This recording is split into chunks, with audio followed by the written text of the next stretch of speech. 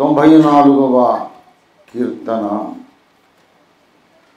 14వ వచనాన్ని చదువుకొని కొద్ది నిమిషాలు ధ్యానించుకొని ఆరాధన క్రమంలో మనం ముందుకు సాగుదాం. దేవునికి స్తోత్రం. 94వ కీర్తన 14. యెహోవా తన ప్రజలను ఎడబాయువాడు కాడు, తన స్వాస్థ్యమును విడనాడువాడు కాడు. దైవాత్మ సహాయం కొరకు చిన్న ప్రార్థన చేసుకుందాం. ప్రేమ కలిగిన మా మహాపరిశుద్ధ తండ్రి, జీవాధిపతి అయిన మా యేసయ్య, సకల ఆశీర్వాదముల మూల కారణభూతుడా నీకు వందనములు చెల్లిస్తున్నాం.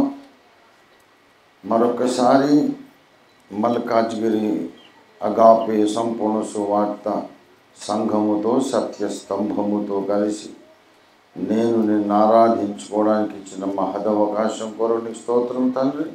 ఈ దినమున దేవా నాతో మాట్లాడుము, అందరితోనూ మాట్లాడుము. దేవా నాకు కనబడుము, అందరికీ కనబడుమని నీ వాక్యం ఇప్పుడు పంపించమని యేసు పరిశుద్ధ నామములో స్తుతించి ప్రార్థిస్తున్నాము తండ్రి. ప్రభునందు నాకు అత్యంత ప్రియులారా, 94వ కీర్తనలో దేవుడు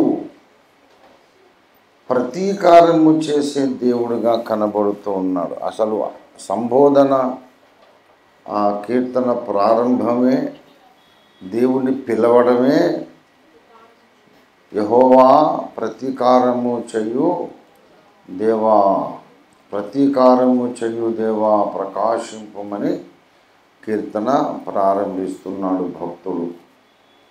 అంటే ఒక విధమైన ఉగ్ర రూపము, చాలా కాలం అణుచుకున్నటువంటి కోపాన్ని ఇప్పుడు ప్రదర్శించడం. ఒక నేరస్తుడు ఉన్నాడు, అతడు చాలా నష్టం కలిగించాడు, గాయాన్ని కలిగించాడు, బాధ పెట్టాడు. వాడి మీద వెంటనే కోపాన్ని ప్రదర్శించలేదు. చాలా ఏండ్లు కోపాన్ని అణుచుకొని ఇంకా సహించడం కూడా న్యాయం కాదు అని అణుచుకున్న కోపాన్ని ఒక్కసారిగా కనపరచడం ప్రతీకారము, దాన్నే పగ తీర్చుకోవడం అని కూడా అంటారు. రెండవ రాకడలో మన దేవుడు పగ తీర్చుకునే దేవుడు. రెండవ రాకడలో మన దేవుడు పగ తీర్చుకునే దేవుడు. దేవునికి పగ ఉంటుందా? దేవునికి కోపం ఉంటుందా? అలా ఉండదండి అనే వాళ్ళందరూ కూడా స్టూపిడ్సే. వాళ్ళకు దేవుడు అంటే తెలియదు. దేవునికి ఎందుకు కోపం ఉండదు? దేవునికి ఉండబట్టే దేవుని పోలికలో మనం సృష్టించబడ్డాం కనుక మనకు కూడా కోపం ఉంది. ఇదంతా దేవుని పోలికే. మనం కోపపడము, పగబెట్టుకోవడం, క్షమించటం, జాలిపడడం, ఇదంతా దేవుని పోలిక, భావోద్రేక పోలిక, ఎమోషనల్ లైక్నెస్ ఆఫ్ గాడ్. బాహ్య స్వరూప పోలిక ఉంది. దేవుని రూపం మనిషిలాగే ఉంటుంది. పాములాగానో, కుక్కలాగా, నక్కలాగా, సింహంలాగా ఉండదు. దేవుని రూపం మనిషిలాగే ఉంటుంది. దేవునికి ఇలాంటి రూపమే ఉంది కనుక మనకి ఇలాగే రూపం ఇచ్చాడు ఆయన. దేవుని పోలికలో మనిషి నిర్మించబడ్డాడు అంటే 3 విధాల పోలిక అని నేను చాలాసార్లు చెప్పాను. బాహ్య స్వరూప పోలిక, స్వరూప పోలిక అని అంటే అది దుష్ట సంధి, భాషా దోషం. స్వరూప అనేది సంస్కృతం, పోలిక అనేది తెలుగు సంస్కృతం కలిపి సంధి చేయొద్దు. కానీ అర్థం కావడం కొరకు కొన్ని భాషాపరమైన తప్పులు చేస్తుంటాడు వక్త.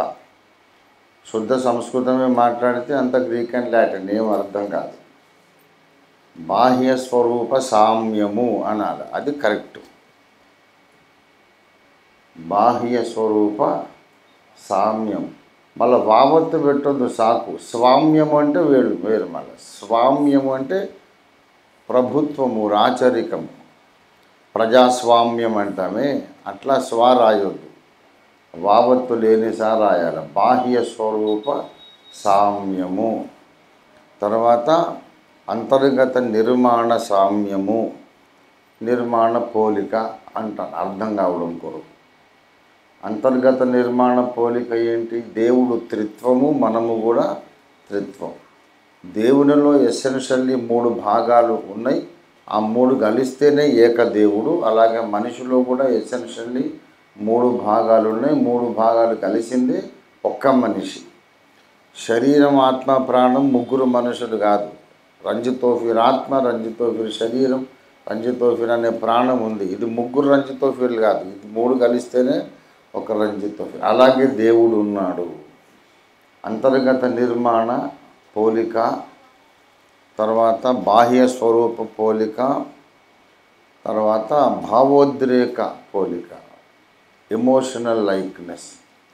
దేవుడు కొన్నిసార్లు సంతోషిస్తాడు, కొన్నిసార్లు కోపపడతాడు, దుఃఖపడతాడు, జాలి పడతాడు, నాకు స్నేహితులు కావాలనుకుంటాడు. మనం కూడా ఆయన్ని ప్రేమించాలని ఆశపడతాడు. ఇదంతా దేవునికున్న ఎమోషన్స్. ఆయనకు ఎమోషన్స్ ఉన్నాయి కాబట్టి మనకు కూడా ఎమోషన్స్ వచ్చినాయి. లేకుంటే మనం చెట్లలాగా ఉండేవాళ్ళం. చెట్టుకు ప్రాణం ఉందా లేదా? ఉంది కనుకనే అది పెరుగుతుంది. కానీ చెట్టు కొమ్మలు నరికినప్పుడు అది ఏడవదు, ఆ లైట్ తీసుకుంటాడు, పర్లేదు లేదు, మళ్ళీ కొత్త కొమ్మలు మొలుస్తాయి. కనుక ప్రాణికోటిలో కూడా ఎన్నో రకరకాల వర్గాలు, రకరకాల వేరే వేరే విధాలు, వేరే వేరే లక్షణాలతో ప్రాణికోటిని దేవుడు చేశారు. కొంతమంది ఇప్పుడు పంచతంత్రం అని ఉంది, చెన్నయ్య సూరి రాసిన పంచతంత్రం. అందులో నీతి కథలు చెప్పడానికని అడవిలో జంతువులను పెడతాడు ఆయన. సింహము, నక్క, తోడేలు, ఎద్దు, ఆవు, ఇవన్నీ. అసలు వాస్తవంగా ఆలోచిస్తే జంతువులకు అట్లాంటి మనోభావాలు ఉండవు. ఇప్పుడు మనం తల్లి తన కుమార్తెను, కుమారుణ్ణి, ఆ తల్లి బ్రతుకున్నంతకాలం ప్రేమిస్తుంది. ఈమె నా కూతురు, వీడు నా కొడుకు అని. జంతువులకు అట్లా ఉండదు. అసలు అవి కూడా అంతసేపు అమ్మ అమ్మ అమ్మ అని పట్టుకొని ఉండవు. అది కొంచెం పుట్టగానే పాలు తాగుతాయి, కొద్దిగా ఏజ్ రాగానే చెంగుమని ఎగిరి ఆహారం సంపాదించుకొని వెళ్ళిపోతుంది. చాలా రోజులు అయినాక మీ అమ్మేదంటే అమ్మేందంటారు. అమ్మంటే వాట్ యు మీన్? అమ్మలేదు, బొమ్మలేదు, నాకు గడ్డి కావాలంటారు అది. కాబట్టి జంతువులకు అలాంటి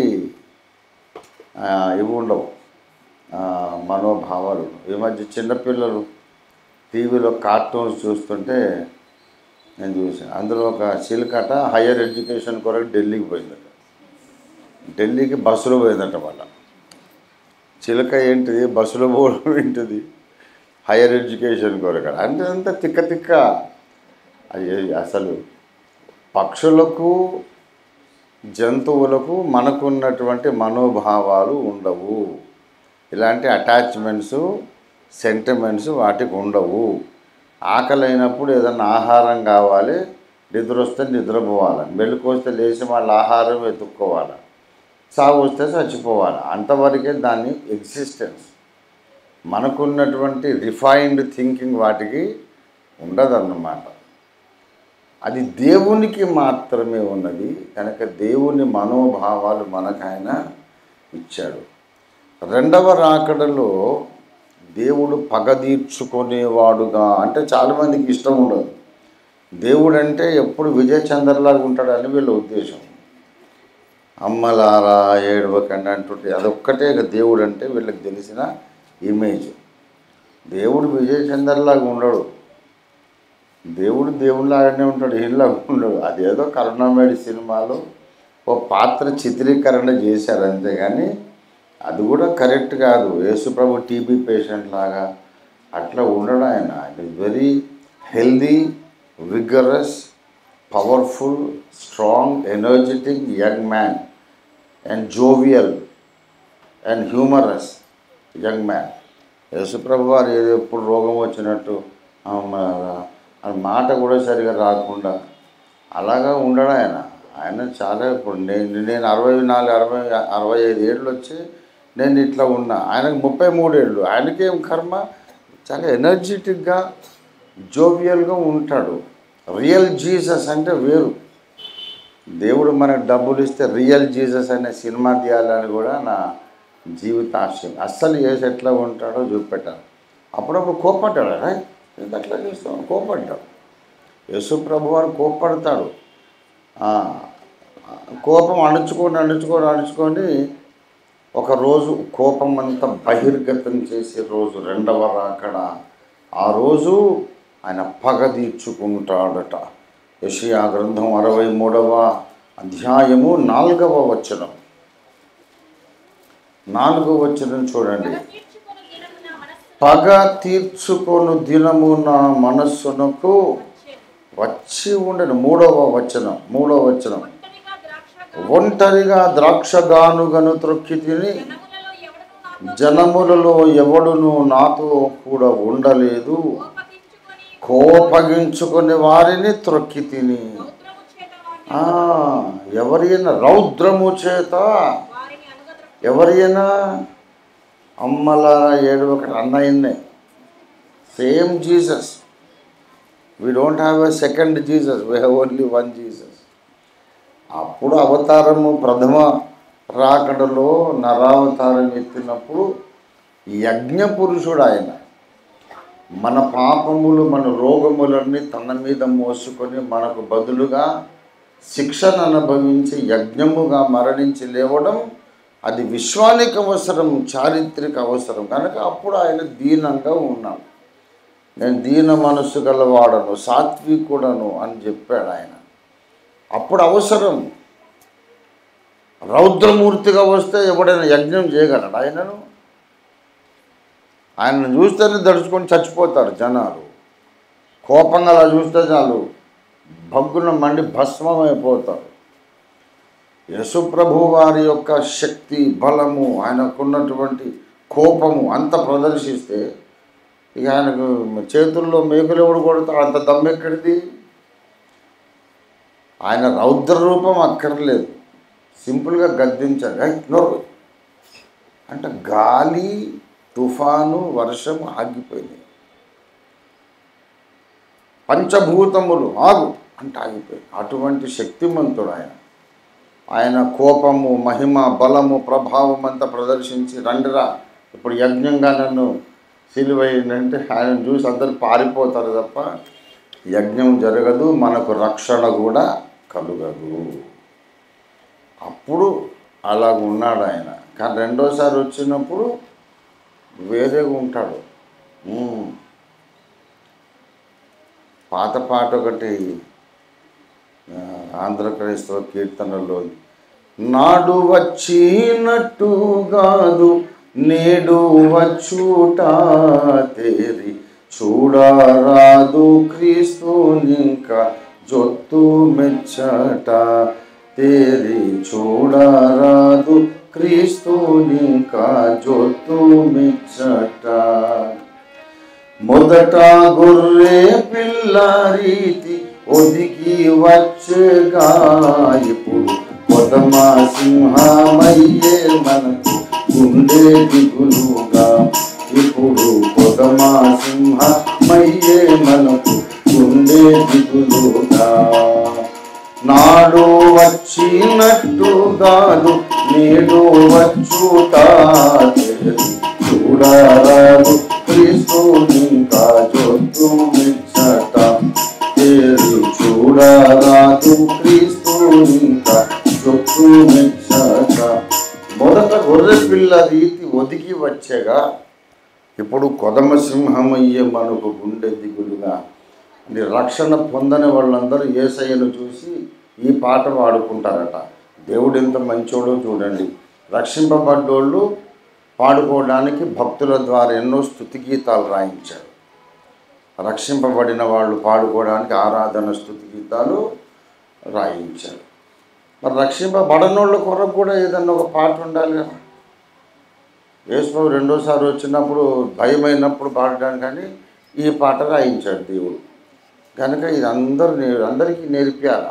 రక్షణ పొందనోళ్ళు వాళ్ళకి మనం చెప్పాలన్నమాట.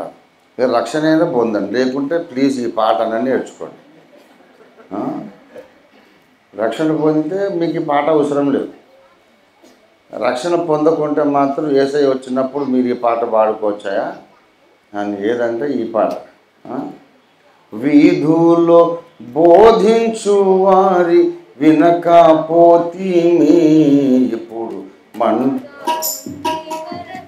నీలో బడబాలైతిమి.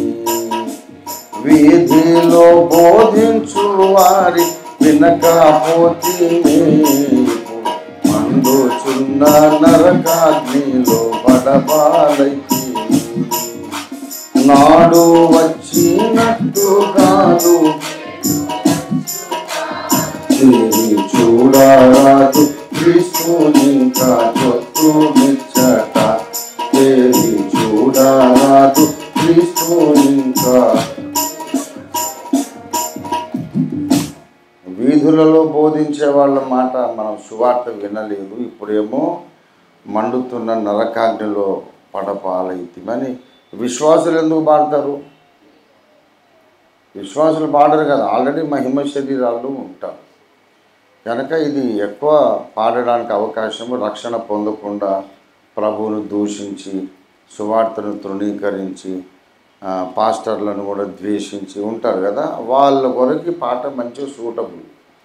కాబట్టి మనము దేశ ప్రజలందరికీ సువార్త వద్దంటున్నారు కాబట్టి అట్లీస్ట్ ఈ పాటను నేర్చుకోండి సార్, కాల్ముక్త బాంఛన అని చెప్పాలి అందరికీ. పాటనే ఎందుకయ్యా నువ్వు అంతా తగ్గించుకొని పాట నేర్పి, you will need this song in the second coming అని చెప్పాలి. అదొక రకం సువార్త, దేవుని స్తోత్రం. కానీ ఆ రోజుల్లో భక్తులు ఎంత చక్కగా రాశారు. రెండవ రాకడ మొదటి రాకడలాగా ఉండదు, దేవునికి స్తోత్రం కలుగును గాక. అప్పుడు ఆయన భీకరంగా ఉగ్రమూర్తిగా ఉంటాడన్నమాట. అసలు ఆయనను చూసట కొండలు పరిగెడతాయట. గొర్రె పిల్ల ఉగ్రత మహాదినము వచ్చను, దానికి తాళజాలిన వాడెవడని రాజులు, సామంతులు, దరిద్రులు, ధనవంతులు, అధికారులు, చక్రవర్తులు పరిగెడుతుంటారు. కొండల దగ్గరికి పోయి మమ్మల్ని దాచిపెట్టండి, గొర్రె పిల్లకు కోపం వచ్చింది అని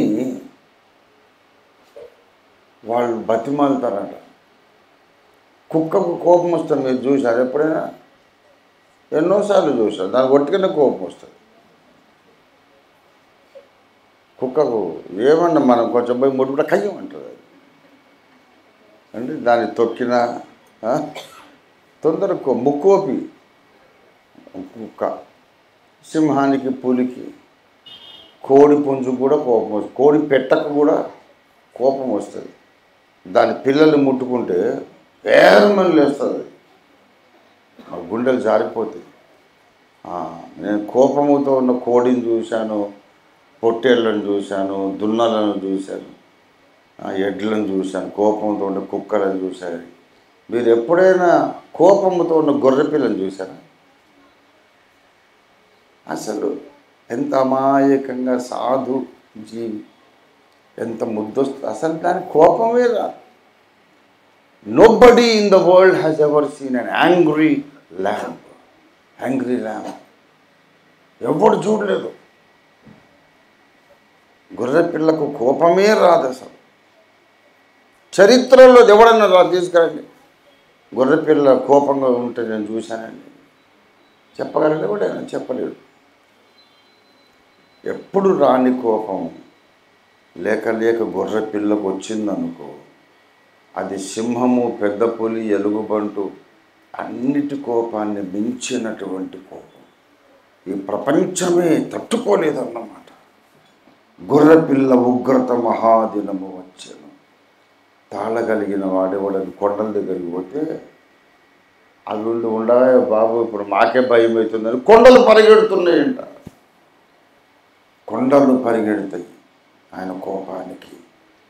అంత కోపంతో ఆయన వస్తాడు. ప్రతీకారము చేసే దేవుడు.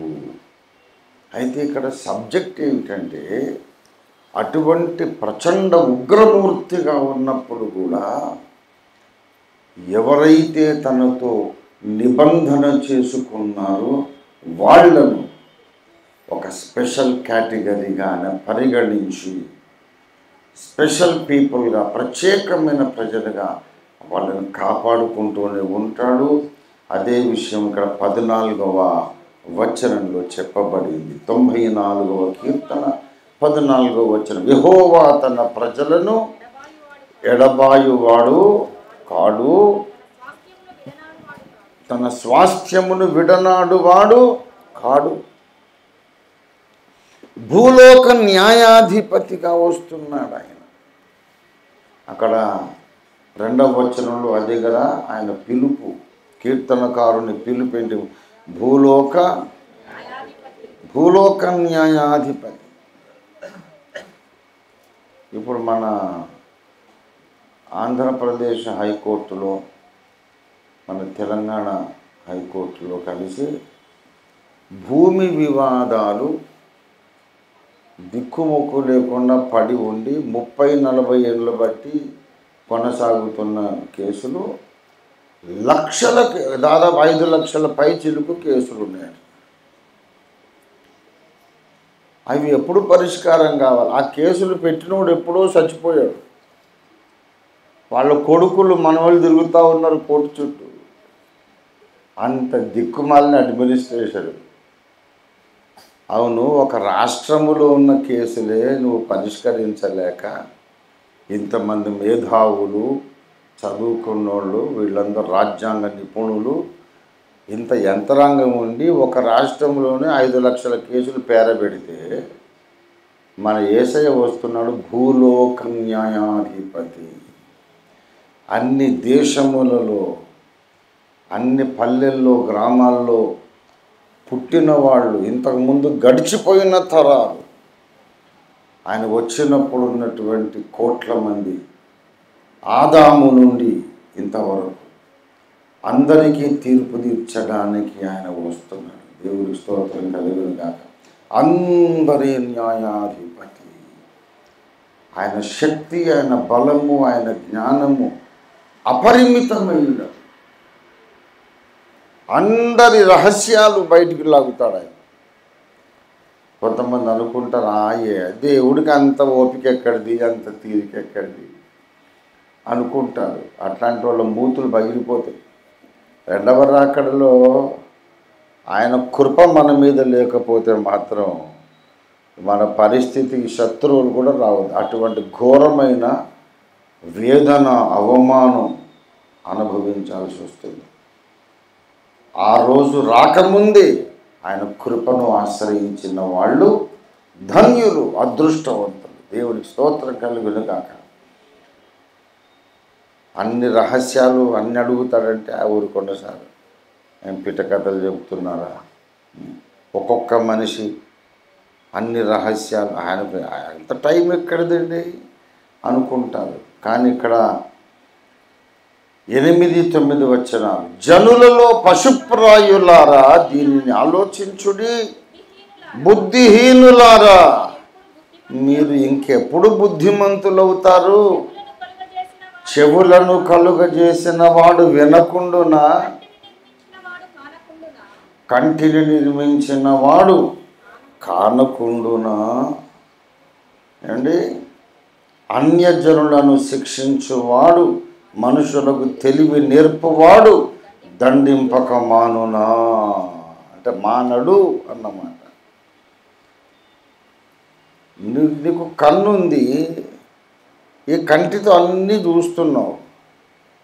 మరి కంటిని నిర్మించిన వాడు అన్నీ చూడడా? చెవితో ఎన్నో శబ్దాలు వింటున్నావు. ఈ చెవులనే నిర్మించిన వాడు చెవుడు ఉంటుందా? ఆయన వినడా? మరి నీవు పలికిన ప్రతి వ్యర్థమైన మాట ఆయన విన్నాడు.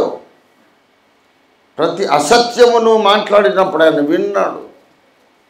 కొండెములు ప్రచారం చేసినప్పుడు ఆయన విన్నాడు. అసత్య వార్తలు, లేని వార్తలు ప్రచారం చేసినప్పుడు ఆయన విన్నాడు.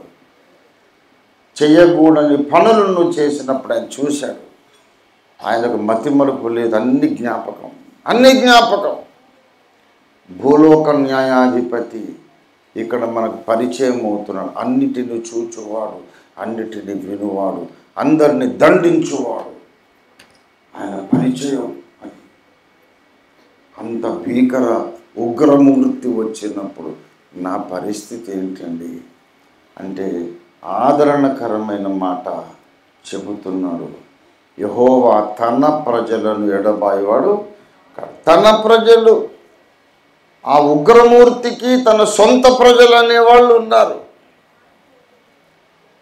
ఆయనకు సొంత దగ్గరి ప్రజలు ఉన్నారు. అందరూ ఆయన సొంత ప్రజలు కాదు, అందరూ ఆయన స్వకీయులు కారు, కొందరు మాత్రమే స్వకీయులు. ఎవరు ఆయన సొంత ప్రజలు అంటే క్రీస్తు రక్తము చేత కడుగబడిన వాళ్ళే ఆయన సొంత ప్రజలు. దేవునికి మహిమ కలుగును గాక. హల్లెలూయా. మనకందరికి బాగా తెలిసిన వచనం, మీరు చూడకుండా అప్పజెప్పవలసిన వచనం 1 పేతురు 2వ అధ్యాయం 9వ వచనం చదవండి దయచేసి. 1 పేతురు.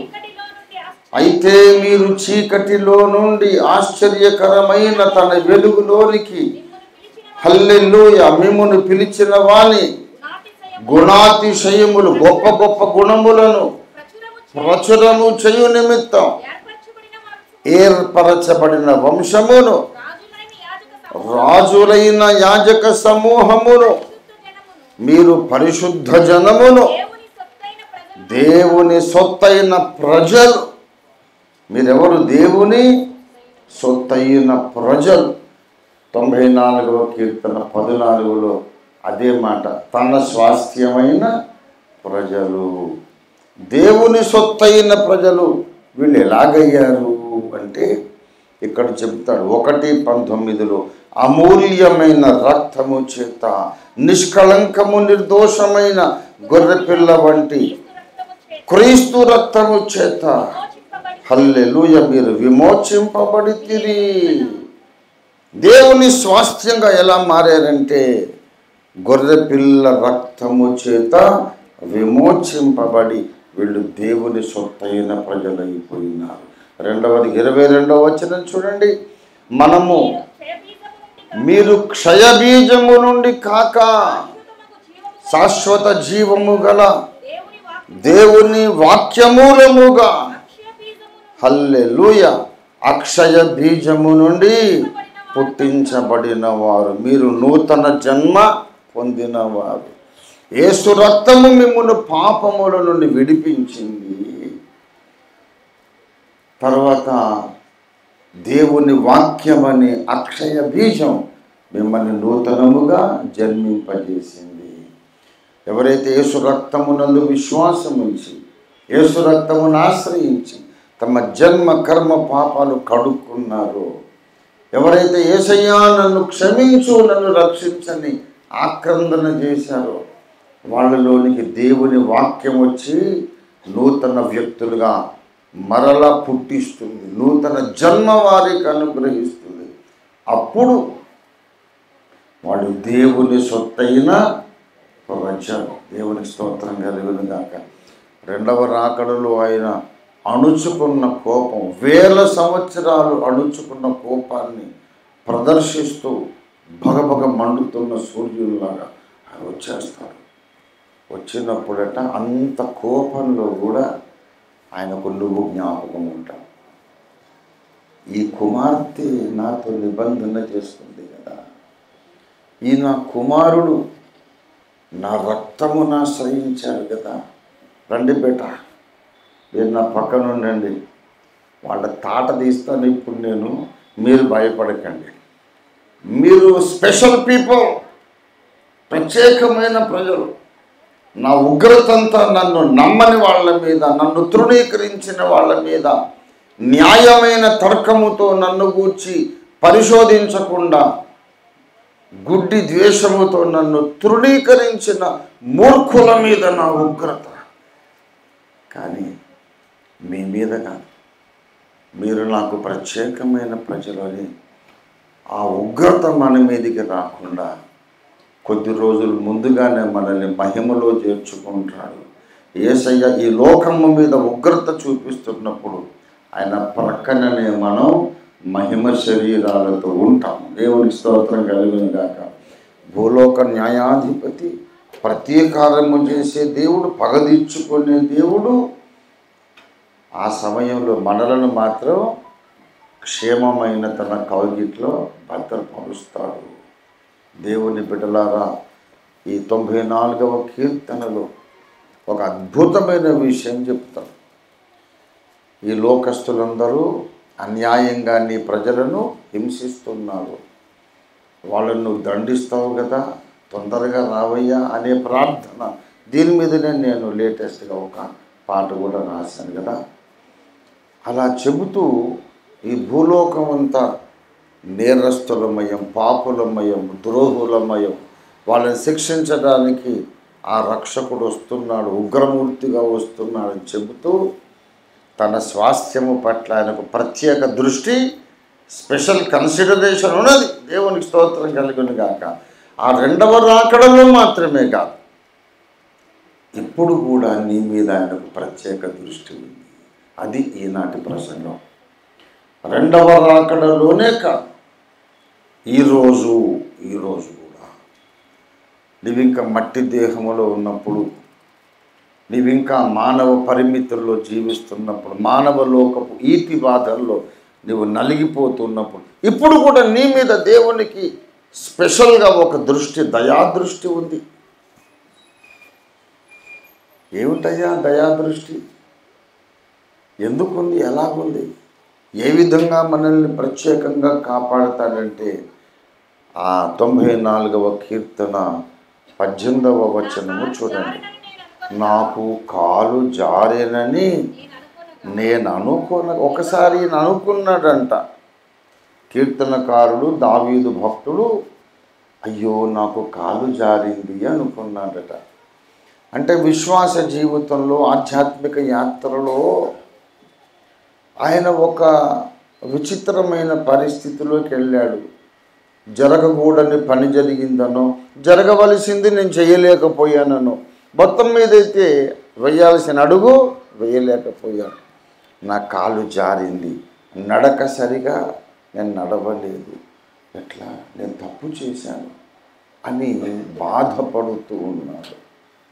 అప్పుడట, యెహోవా నీ కృప నన్ను బలపరుచుచున్నది, నా అంతరంగమందు విచారములు హెచ్చగా. దేవుని బిడ్డలారా, ఈ దైవజనుడి హృదయంలో విచారము హెచ్చింది. విచారం ఎందుకు హెచ్చింది? రావలసిన డబ్బులు రాలేదనా? అనుకున్నంత ఆస్తి కూడబెట్టలేదనా? ఎవడో నన్ను విమర్శించాడు, ఎవడో దూషించాడు, దుష్ప్రచారం చేశాడనా? ఎందుకు అంతరంగంలో విచారం ఎక్కువైపోయింది?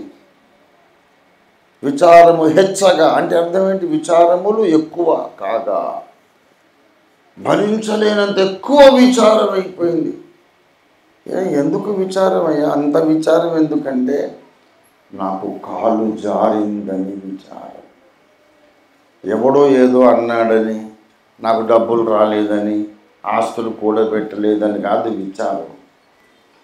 దేవుని మార్గంలో, నీతి మార్గంలో, రక్షణ మార్గంలో, జీవ మార్గంలో నేను నడుస్తూ ఉంటుండగా నేను తప్పటడుగు వేశాను, వేయకూడని అడుగు వేశాను అని తలుచుకొని కుమిలిపోయి అంతరంగమందు విచారం ఎక్కువైపోయిందట ఆయన. ఎంత విచారం అంటే, ఎంత మంచి భోజనం పెట్టినా తినాలనిపించట్లేదు, ఎంత మంచి బట్టలు కట్టుకున్నా సంతోషం లేదు, రాజదర్బారులో కూర్చొని ప్రజలందరూ ఆయన్ని ప్రశంసించి పొగడుతున్నా సరే సంతోషం లేదు, రాజ్యాలు జయిస్తున్నా సంతోషం లేదు. నా దేవుణ్ణి నేను దుఃఖపరిచాను కదా అని తలంచుకొని కుమిలిపోయి బాధపడి విచారము చాలా ఎక్కువైంది. విచారములు అన్నాడు అక్కడ. బహువచనం వాడాడు. నా అంతరంగమందు విచారములు హెచ్చగా. అంటే ఒక్కటే ఇష్యూ కాదు, సెవరల్ ఇష్యూస్ ఉన్నాయి. కుటుంబ జీవితంలో నా వైఫల్యము, దేవునికి ఇచ్చుటలో నా ఓటమి, దేవుణ్ణి అందరికీ పరిచయం చేయుటలో నా చేతగానితనం, ఎన్నో ఇష్యూస్ ఉన్నాయి. ఒక్కొక్క ఇష్యూ, ఒక్కొక్క ఫెయిలియర్, ఒక్కొక్క విచారం. అందుకే విచారములు చగా ఎన్నో విషయాలు తలంచుకొని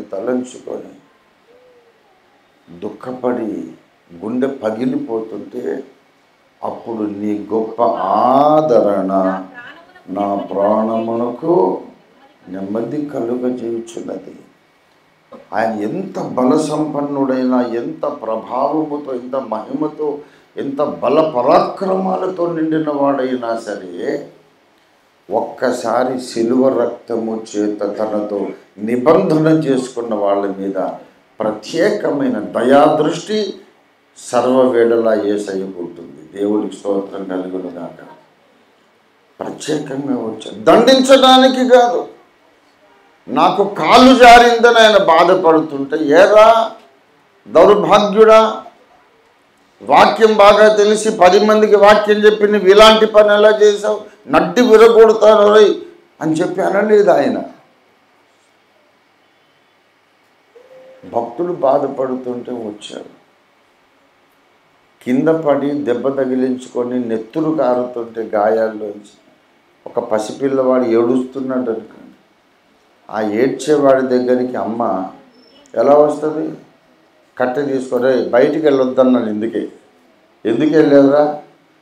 నేను వద్దంటే వెళ్ళావు, దెబ్బ తగిలించుకొని వచ్చావు, నేను కూడా ఇంకా 4 కొడతాను అని కొడుతుందా? అయ్యో నా కొడుకు ఇంత రక్తం కారుతుంది, ఏం నాన్న పడిపోయావా, నొప్పిగా ఉందా అని వాడిని ఆదరించి తన పాత చీర తీసుకొచ్చి చింపి తుడిచి మంచిగా టింక్చర్ బెంజాయిల్ ఏదో పెట్టి దూది పెట్టి కట్టుకుంటు. సరే నాన్న ఊరుకో, వద్దంటే ఎందుకు వెళ్ళావురా అని ఉగ్రమూర్తిగా రాదు అమ్మ. ఆ బాబును ఓదార్చడానికి వస్తుంది. యేసయ్య కూడా నువ్వు పడిపోయినప్పుడు అలాగే వస్తాడు. దేవుడి స్తోత్రం కలుగునుగా. నా హృదయములు అంతరంగములు విచారములు హెచ్చగా నీ గొప్ప ఆదరణ నాకు నెమ్మది కలుగజేయుచును. దేవుడి స్తోత్రం కలుగునుగా. అంటే మనకు నెమ్మది కలిగించే దేవుడు, మానసిక ప్రశాంతత ఇచ్చే దేవుడు. భయపడకు, నేనున్నాను. నీకు ఇలాంటి తొట్టుపాట్లు అప్పుడప్పుడు జరుగుతుంటాయి కనుకనే నీ దోషములన్నిటినీ క్షమించడానికి, నీ గత పాపాలు, భవిష్యత్తు పొరపాట్లు అన్నిటినీ క్షమించడానికి సిలువలో నేను దెబ్బలు తిన్నాను, రక్తం కార్చాను. కుమారుడా, నా రక్తం నీకు చాలు. ఆనాడు నేను కార్చిన రక్తం ఈ తప్పుకు కూడా సరిపోతుంది, ఈ రోజుకు కూడా సరిపోతుంది, రేపటికి సరిపోతుంది. నువ్వు చచ్చిపోయేదాకా, ఆఖరి శ్వాస పీల్చేదాకా ప్రతి దినమునకు నా రక్తం నీకు సరిపోతుంది. Don't worry. తప్పేంది అంటే నాకు తెలుసురా, నువ్వు ఎంత బాధపడుతున్నావో నాకు తెలుసు. నువ్వు సమర్థించుకోవట్లేదు, అది చాలు నాకు. అడ్డమైన పనులు, తప్పుడు పనులు అన్నీ చేసి ఆ మాత్రం లేకుండా నేను మనిషిని కదా, నేను చేయొద్దా? మనుషులు తప్పు చేస్తారు, రాళ్ళ రప్పలు తప్పులు చేస్తాయా, చెట్లు తప్పు చేస్తాయా? మనిషి కాబట్టి నేను చేశాను. నా పరిస్థితి నాకు ఉంది, సిచ్యువేషన్లకి చూడాలి అంతే, నేనేం తప్పు చేయలే అని మూర్ఖంగా మాట్లాడే వాళ్లకు దేవుని కృప దొరకదు. అతిక్రమమును దాచిపెట్టువాడు వర్ధిల్లడు. దాన్ని ఒప్పుకొని విడిచిపెట్టువాడు కనికరం పొందుతాడు. దేవుడు ఒకటే చూస్తాడు, వీడు పడ్డాడా పడలేదా అనే సంగతి కాదు. పడితే పడ్డాడులే, వాడు సమర్థించుకుంటున్నాడా లేక విచారపడుతున్నాడా? నువ్వెప్పుడు కూడా నువ్వు సమర్థించుకునే ప్రయత్నం చేయదు, అది చాలా బుద్ధిహీనమైన పొరపాటు. దేవుని ముందు ఉన్న పాటును వెళ్ళి నీ తప్పు ఒప్పుకోవాలి. నిజంగా నీ హృదయంలో నువ్వు విచారపడితే నీకన్నా ధన్యుడు ఉండడు. ఎందుకంటే దేవుని గొప్ప ఆదరణ నీకు నెమ్మది కలిగిస్తుంది. దేవునికి స్తోత్రం కలుగును గాక. గనుక ఇంత స్పెషల్ కన్సిడరేషన్ ఎందుకు తెలుసా? భూలోక న్యాయాధిపతి దుర్మార్గులను దండించి సంహరించడానికి వస్తున్న ఉగ్రమూర్తి, అటువంటి వాడికి కూడా ప్రత్యేకమైన దయాదృష్టి ఎందుకుందంటే ఒకానొక దినాన వీళ్ళ జీవితంలో వీళ్ళు మారు మనస్సు పొంది యేసయ్యా నా హృదయంలోకి రమ్మని పిలిచారు. నీ రక్తంతో నా పాపాలు కడిగి నన్ను క్షమించమని వేడుకున్నారు. వీళ్ళ జీవితంలో ఒకానొక దినాన దేవుని వాక్య బీజము చేత వీళ్ళు తిరిగి పుట్టించబడ్డారు. అది దేవుడు ఎప్పుడు మర్చిపోడు. యేసు రక్తమును ఆశ్రయించి నూతన జన్మను పొంది నీటి మూలంగా ఆత్మ మూలంగా తిరిగి పుట్టి దేవుని సొత్తైన ప్రజలను అన్ని పరిస్థితుల్లోనూ ఆయన ప్రత్యేకంగానే చూస్తాడు. దేవుని స్తోత్రం కలుగును గాక. ఈ దినాన మరి కాసేపట్లో మనం ప్రభు యొక్క శరీరాన్ని తినబోతున్నాం, ప్రభు రక్తాన్ని త్రాగబోతున్నాం. ప్రియులారా, ఎవడైనా అయోగ్యముగా ప్రభు యొక్క రొట్టెలు తింటే, అయోగ్యంగా ప్రభు పాత్రలోనిది త్రాగితే వాడికి శిక్షా విధి కలుగుతుంది అనే భయంకరమైన హెచ్చరిక బైబిల్లో ఉంది. ఎవడు అయోగ్యముగా ఆ రొట్టెలు తినను, ఆ పాత్రలోని త్రాగును, శిక్షా విధి కలుగుటకి అలాగూ చేస్తున్నాడు. ఎంత భయంకర దేవుని శిక్షా విధి నీ మీదకి వస్తే నువ్వు ఉంటావా? బ్రతకగలవా? అసలు దేవుని శిక్షా విధి నీ మీదకి వచ్చే అవకాశం ఉన్న ఒక భయంకరమైన ఆశీర్వాదకరమైన సంస్కారం ప్రభు రాత్రి భోజనం. యోగ్యంగా పాల్గొంటే యేసు ప్రభు యొక్క జీవము నీలోనికి ప్రవహిస్తుంది. నువ్వు యోగ్యంగా పాల్గొంటే నూతనమైన అక్షయత, జీవము, ఉల్లాసము నీలోనికి వస్తుంది. ఆనందం వస్తుంది. ఆనంద తైలం నీ మీదకి దిగి వస్తుంది. యోగ్యంగా పాల్గొంటే నువ్వు బలపరచబడి పరాక్రమశాలిగా ఇక్కడి నుంచి మళ్ళీ లోకంలోకి మండుచున్న దివిటిలాగా వెళ్తాం. యోగ్యంగా పాల్గొంటే మండుచున్న దివిటిలాగా వెళ్తాం. కానీ అయోగ్యంగా పాల్గొంటే కథ మొత్తం అడ్డం తిరుగుతుంది. ఎలాగండి మరి? ఇంత రిస్క్లో పెడితే ఎలాగండి? నేను యోగ్యుడవునో కాదో ఎలా తెలుసు? ఒకవేళ శిక్షావిధికి పాత్రురాలిగా నేను పాల్గొంటే, నా చెయ్యి దేవుని బల్లలో వేస్తే నేను అయిపోతాను కదా. మరి ఇంత రిస్క్లో పెడితే ఎలాగా? అంటే అంత రిస్క్లో నువ్వు ఉంటావు కాబట్టి దేవుని కృప నిన్ను బలపరుస్తుందంట. దేవునికి స్తోత్రం కలుగును గాక. నీ గొప్ప కృప, నీ కృప నాకు కాలు జారేనని నీవు అనుకున్నప్పుడు, నాకేం జారలేదు, నేను మంచిగానే ఉన్నాను అని అనుకున్నావు అనుకో, కథ అంతా మారిపోతుంది, తేడా వచ్చేస్తుంది. అయ్యా నేను సరిగ్గా నడవలేకపోయాను, నాకు కాలు తొట్టిల్లిందయ్యా అని యథార్థంగా నువ్వు చెప్పగలిగితే దేవుని కృప నిన్ను దర్శిస్తుంది. దేవుని స్తోత్రం కలుగును గాక. దేవుని కృప నేను వచ్చి పలకరిస్తుంది. భయపడుకున్న కుమార్తె, భయపడుకున్న కుమారుడా అని నిన్ను బలపరుస్తుంది. ఏంటయ్యా భయపడొద్దంటావు, పనికి మాలినోండి, నా బ్రతుకు సరిగా లేదు ఎలాగా అని నువ్వు ఏడుస్తుంటే దేవుని గొప్ప ఆదరణ వచ్చి నీకు నెమ్మది కలిగిస్తుంది. ముందు నీలో విచారం ఉంటే తర్వాత నీకు ఆదరణ, నెమ్మది కలుగుతాయి. కానీ విచారం లేకుండా బల్ల దగ్గరకు వచ్చావనుకో, అప్పుడు వెళ్ళిపోయేటప్పుడు విచారంగా వెళ్ళాల్సి వస్తుంది. అది సంగతి. విచారము కలిగి పశ్చాత్తాపడుతూ ఆయన క్షమాపణ కొరకు వేడుకొని ప్రభు బలలో చేయి వేస్తే ఆనందంగా ఇంటికి వెళ్తాము. ప్రభు బలను లైట్గా తీసుకున్నాము, పర్లేదులేండి ఏముంది బిస్కెట్లాగా తినేసి వచ్చు అనుకున్నాం అనుకోండి, ఇంటికి వెళ్ళిన తర్వాత నువ్వు ఏడవాల్సి వస్తుంది. జాగ్రత్త.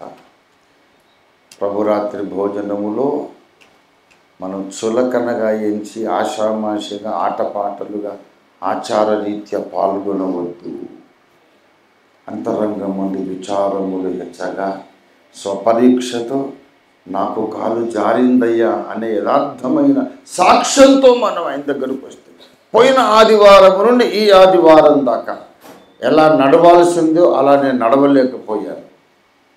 నేను ఎలా నడవాలని మీరు బైబిల్లో నాకు ఆజ్ఞాపించారో తండ్రి, అలా నేను నడవలేకపోయాను. నేనే బోధించిన విలువల ప్రకారం నేను బ్రతకలేకపోయాను. నన్ను క్షమించు అనే వినయము దీన మనస్సుతో నువ్వు రాగలిగితే నీకన్నా ధన్యుడు ధన్యురాలు లేదు. ఆయన గొప్ప ఆదరణ నీ మీదకి వస్తుంది. ఆదరణ ఎందుకు వస్తుందంటే ముందు పాప భారం తొలగిపోతుంది.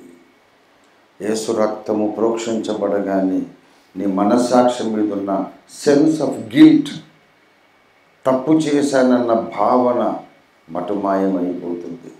నేను క్షమించబడ్డాననే ఆనందం నీకు కలుగుతుంది. అప్పుడు ప్రభు రొట్టెలో చెయ్యాలి. మనం ఇంటికి వెళ్ళేటప్పుడు కూడా నువ్వు ఆనందంగా వెళ్ళగలుగుతావు. వచ్చే వారం అంతా ఆనందంగా జీవించగలుగుతావు. ప్రభురాత్రి భోజనాన్ని మనం ఎలా మనము స్వీకరిస్తున్నామనే దాని మీద వచ్చే వారం అంతా నీ క్షేమం ఆధారపడి ఉంది. లేకపోతే మాత్రం ఆ ఉగ్రమూర్తి నీకు ఉగ్రమూర్తిగానే ప్రత్యక్షమవుతాడు. పశ్చాత్తాపము నీలో ఉంటే దయామయుడుగా, జాలిపడే దేవుడుగా ప్రత్యక్షమవుతాడు. చాయిస్ నీదే. నేనైతే తగ్గించుకొని పగిలిపోయిన గుండెతో ఆయన్ని ఎదుర్కోవాలని నేను ఆశిస్తున్నాను. ప్రభువా, నేను యోగ్యంగా బ్రతకలేదయ్యా, ఒప్పుకుంటున్నాను, నాకు తొట్టింది, కాలు తొట్టింది, క్షమించని తగ్గించుకొని వెళ్ళాలనుకుంటున్నాను. నీవు నిర్ణయించుకో. తగ్గింపుతో నువ్వు దేవుని సన్నిధికి రాగలిగితే ఆనందంగా ఇక్కడి నుంచి వెళ్ళగలుగుతావు. అది నీ నిర్ణయం. రండి మనం ప్రార్థనలోకి ప్రవేశిద్దాం. మన ప్రభు మన మధ్యలో సంచారం చేస్తున్నాడు. ఆయన మన యొక్క స్వరాన్ని వినగోరుతున్నాడు. ఇంతసేపు ఆయన తన స్వరాన్ని మనకు వినిపించాడు. మన అంతరంగంలో పరిశుద్ధాత్మ స్వరాన్ని మనం విన్నాం. ఇప్పుడు మనల్ని అడుగుతున్నాడు, నా పావురమా, నా నిష్కళంకురాలా, నీ ముఖము చాలా చక్కని ముఖం, నీ ముఖము మనోహరం, నీ స్వరము అతి మధురము. రా నా కుమారుడా, నా కుమార్తె, నీ ముఖము నాకు కనబడలేము, నీ స్వరము నాకు వినబడలేము. నా ఉద్దేశం ఏంటో నేను మాట్లాడి నీకు తెలియచేశాను. నీ హృదయంలో ఉండే స్పందన నాకు తెలియచేయి. నువ్వు స్వరమెత్తి మాట్లాడు. ఏమనుకుంటున్నావు? నీకేమనిపిస్తోంది? నీలో పశ్చాత్తాపం పుట్టిందా? ఆ ఉగ్రమూర్తిని నేను కఠిన హృదయంతో ఎదుర్కోకూడదు, విరిగిన మనస్సుతో ఎదుర్కోవాలి అనే తీర్మానం ఏమైనా వచ్చిందా నీలో? నేనే నీతిమంతుడిని, నేనే గొప్పవాడిని అనుకొని వస్తున్నావా యేసయ్య దగ్గరికి? మనమందరమును అనేక విషయాల్లో తప్పిపోవచ్చున్నాము, తొట్టిల్లుచున్నామని యాకోబు భక్తుడు చెప్పాడు.